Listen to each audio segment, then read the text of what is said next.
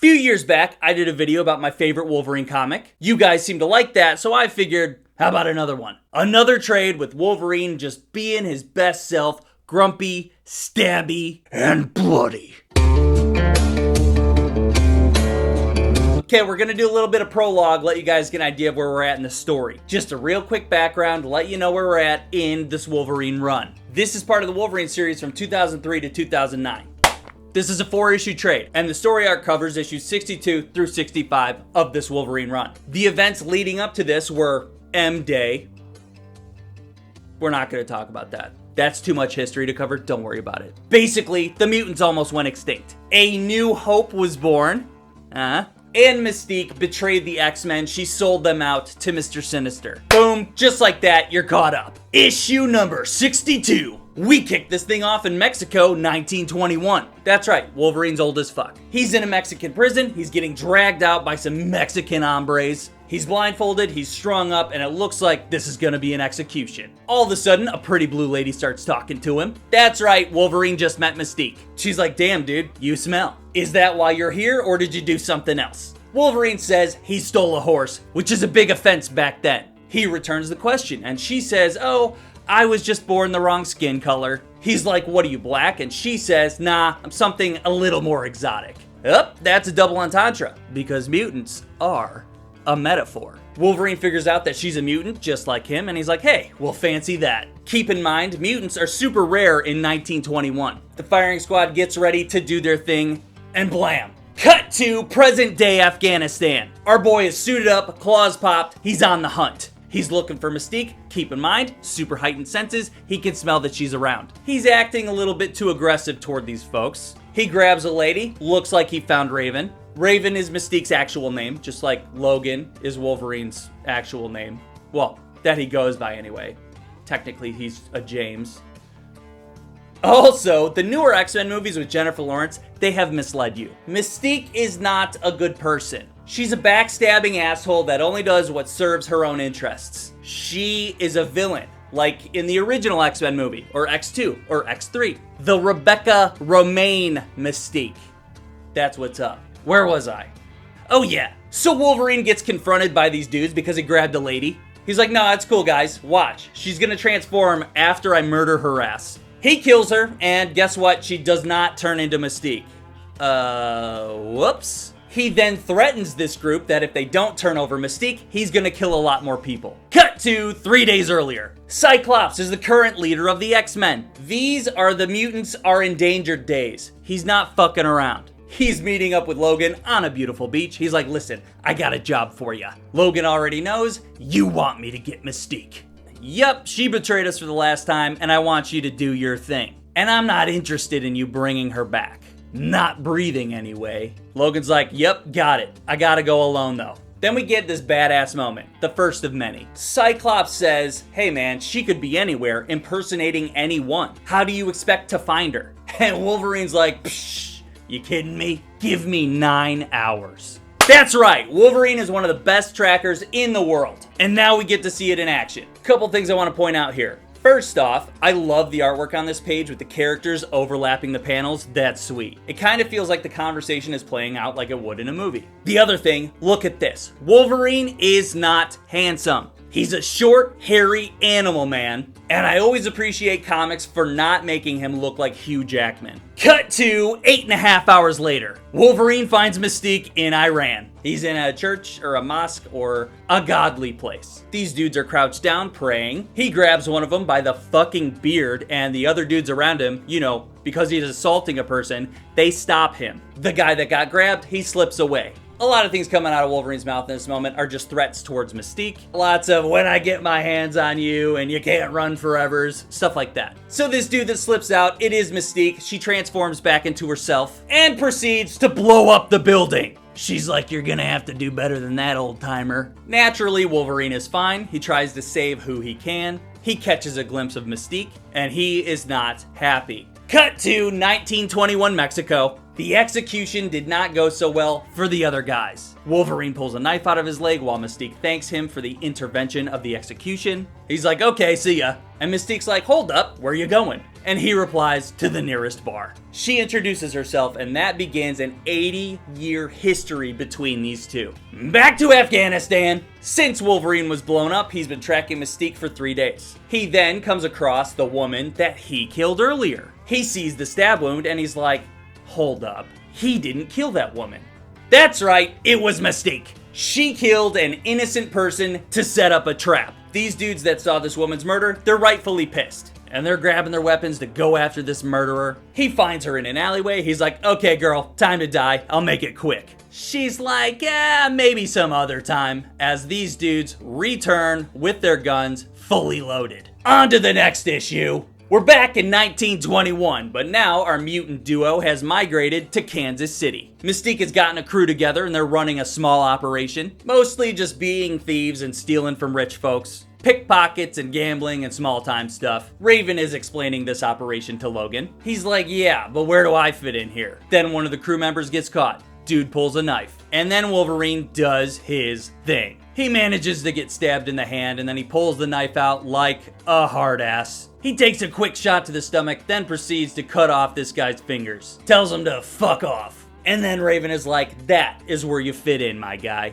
Back to present day. Wolverine just got shot to shit. He then goes into this awesome monologue about what it's like getting shot. He describes literally every gun he's been shot with. He says, you'd think that after all that, I'd be used to it by now. But it don't matter how tough you might think you are. You don't ever get used to getting shot to hell. Awesome. Cut to 10 minutes earlier. They didn't leave us hanging, guys. We get to see Wolverine getting riddled with bullets, okay? Like he said, he gets shot to hell. They even give us this fun little joke where this guy says, I'll send you to hell now, American dog. And before Wolverine can correct him and say that he's Canadian, he gets blasted in the head. Blam! Back to present, Wolverine wakes up and gives us another sweet monologue. He then tells us what the healing process is like. Nerve endings fire back to life, an explosion of tiny needles. Bullets grind against bone, metal on metal. He tastes gunpowder and blood and bile. It's hard to breathe because his lungs haven't fully healed yet. Normally, he would lay there until he was fully healed, but he's got to get moving before the trail gets cold. He's anxious to catch up with an old friend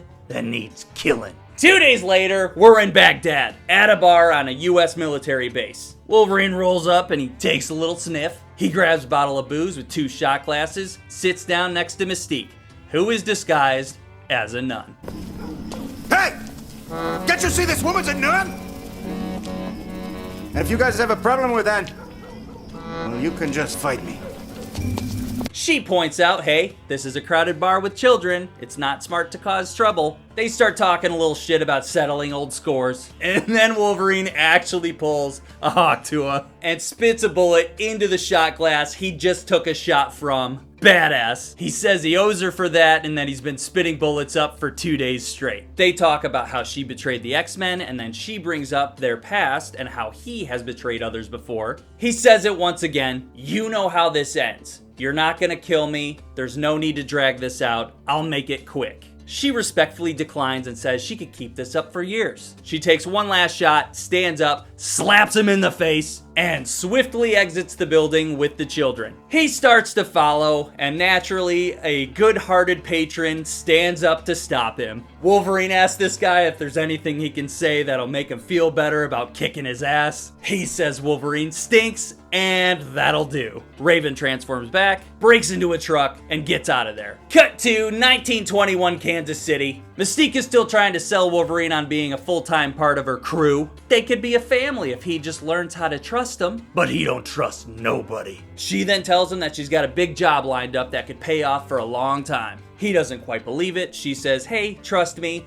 And then they hook up, confirming that their history is a lot more meaningful than just friends that double-cross each other. Back to the present, we're between Iraq and Syria. There's a US senator who's out visiting the troops and he decides to stop by to see a lady of the night. But hey, that's no lady of the night, that's Mystique. She kills him and swiftly transforms into him. Couple hours later, Wolverine shows up and finds the dead senator stuffed under the bed. At this point, he's sick of Mystique always being one step ahead of him. He decides to go find an old friend and call in a favor. Issue number 64, Kansas City, 1921. Raven's walking Logan around town and shows him the big job she's been talking about. It's a Federal Reserve Bank. He doesn't think that she's got the crew that can pull off a bank heist from the Federal Reserve. A cop shows up, so they do that whole make out in public thing. She talks about how he's not going to do the job because he's afraid that they might actually pull it off and he'll have to settle down. He doesn't really think much of it, and he agrees to do the heist. Back to the present, in Iraq,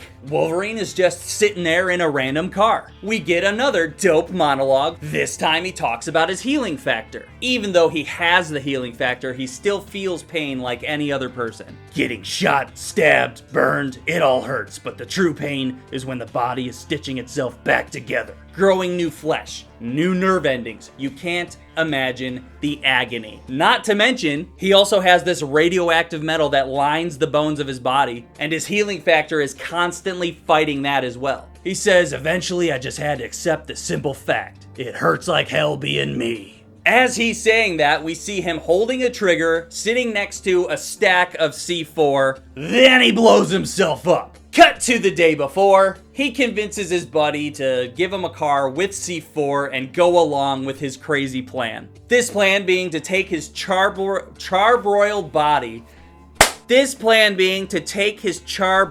body to the US base while they're dressed up like police to turn over the body to get him into the morgue. One step closer to Mystique. Guess what? He found her. She threatens to call the guards outside. He's like, are you really gonna throw more innocent people at me? The Raven I've always known is never too much of a coward to back out of a fight. She didn't really like hearing that, so then they throw down. We get a good old hotel room brawl, folks. Chairs get smashed, there's some stabbing, there's some slashing. Eventually, she's had enough. She runs out of the room and alerts the guards. They run in and Wolverine's like, hey guys, I know you don't get paid enough for what's about to happen to you. I'm sorry, don't let this shake your confidence. Then we have this hilarious escape where this dude is looking at this hot chick in a magazine. Mystique gets his attention, he glances up, and then he sees the chick from the magazine standing right in front of him. She uses the distraction to beat the guys up and then take their truck. Back to Wolverine, he kicks the shit out of those dudes, but he doesn't kill them. That's it, he's over the bullshit, and he's right on Mystique's tail. There's nothing left for Mystique to do now, except die! Back to 1921 for the bank heist. Therein, the crowd is being controlled and the vault guy is at work on the vault. Wolverine's outside keeping guard. Raven pops up, she hands off a bag of wallets and watches. Then there's a noise and she's gone. The cop has showed up and shut down the heist. It was a double cross. Cut to the present, somewhere outside Baghdad. Mystique is shape-shifting back into her normal form and giving herself a pep talk. She doesn't like that Wolverine called her out for being a coward and running from a fight. And this issue ends with her grabbing the weapons from the truck that she just stole and getting ready to throw the fuck down. Okay, that's pretty hot. Issue 65, we're back to the bank heist. The cops go ahead and kill the vault guy. Logan then runs inside to find the whole crew getting gunned down. Raven is missing, and there he is face to face with the cops. Back to the present, in the Syrian desert, Iraq.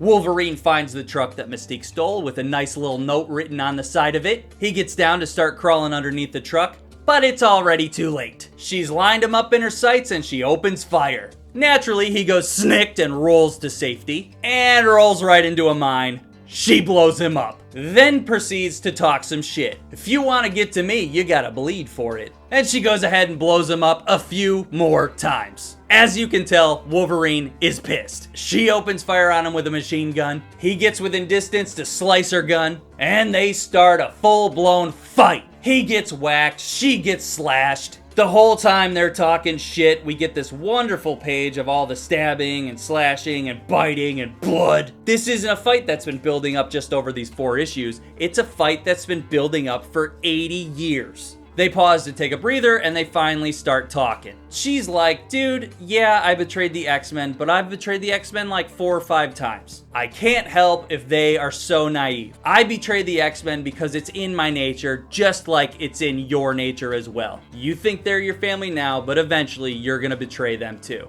We know you've done it before. That pisses Wolverine off, and he goes for the kill. As he stabs her in the heart, she pulls a gun and fires directly up his nose into his brain. Wolverine goes totally brain dead and he collapses. Then Mystique pukes up this weird shit all over his face, and she passes out next to him. Cut back to 1921. Logan is facing off with the cops. And as it turns out, he's the one that betrayed the team, and Mystique found out before she got away. The cops pay him off, and he takes one last look at the mess he made before heading out. Logan then hops on a train out of town, but guess who had the same idea? She says that she understands his betrayal and that he played the hand he was dealt. He says that she was already supposed to have the cops paid off, so the betrayal really started with her, and that he just beat her to the punch. He accuses her of playing him this entire time, and all that talk about settling down and being part of a family was total bullshit. She says, yeah, maybe, but I guess we'll never know. Then she says, listen, people like us that live as long as we do are bound to cross paths again. Let's call it a truce and just let bygones be bygones. Logan says fine, and as he starts laying down the ground rules for this train ride, she kicks his ass out. Present day, Wolverine wakes up. We get another sweet monologue about what it's like being brain dead and what the experience is like when his brain heals. Being brain dead ain't like nothing. No thoughts, no dreams, no senses, no nothing. He complains about how he's going to be sneezing out bullet fragments for weeks, and as he comes to consciousness, one thing enters his brain. Kill Mystique. He follows her blood trail and finds her on the ground, bleeding out. He's like, this is it, Raven. This is goodbye. She calls him a hypocrite for judging her because he's just like her. He says, I'm not like you, Raven, and I want you to die knowing that. I made lots of mistakes in my life, and because of me, people died that shouldn't have. But I spend every moment of every day trying to make up for those mistakes. You've just kept making the same ones. He then throws a gun on the ground by her. She's like, what's this for? Then Wolverine gets stone cold. He says, I'm gonna leave now and find a phone and call one of my friends to come and get me. But you're gonna lie here by yourself and die. No friends, and none of your own children are coming to save you. While you're here on the ground, bleeding out, think about who you are and what you've actually done with your life. Then I'm sure you'll figure out what that gun is for. Then Wolverine walks off into the sunset, leaving Mystique there, and she says, damn you, calling out to him as he walks off into the sunset like a fucking gangster. And that is Get Mystique by Jason Aaron, artwork by Ron Garney. I think the story is a total blast, and you're not seeing too many people talking about it on the internet. That's why I brought it to you. You've got these two ancient characters, one that just accepts she's an evil piece of shit, and the other that tries his absolute hardest not to try and give in to being a violent animal. Wolverine takes this mission and goes out there to find her and kill her because Cyclops asked him to. He went to protect his family in a time where they're at their weakest. This is the group that's accepted him and helped him become a better man. He also understands what they need from him, and he's one of the few X-Men that can actually pull it off. So he goes out there to do what he does best. I love that cat and mouse game in this comic. Wolverine being the best at hunting and tracking people. Mystique being the best at evading and hiding herself in plain sight and being manipulative towards a crowd. The sheer amount of damage that Wolverine takes in this just goes to show how dangerous Mystique is. And that's why he told Cyclops that he has to go alone. First off, he can take it, but he also doesn't want to risk any of the other X-Men. Awesome comic in a great series. If you're a Wolverine fan and you want to get reading Wolverine comics, this is a great series to start it with. I'm pretty sure this is the same run that I did my other Wolverine video on, but that one kicked off the run by Greg Rucka. Yeah, I think that's it. Link in description if you want to see that video. It's a fun story. My favorite Wolverine story. Would be an awesome movie. Yeah, go check it out. Okay, see ya. Subscribe! So, they do mention a lot in this how bad Wolverine smells. Can you even imagine? He's got open wounds and burnt skin and burnt hair in a constant state of healing. Then even when he's fully healed, just imagine the body odor. Ugh!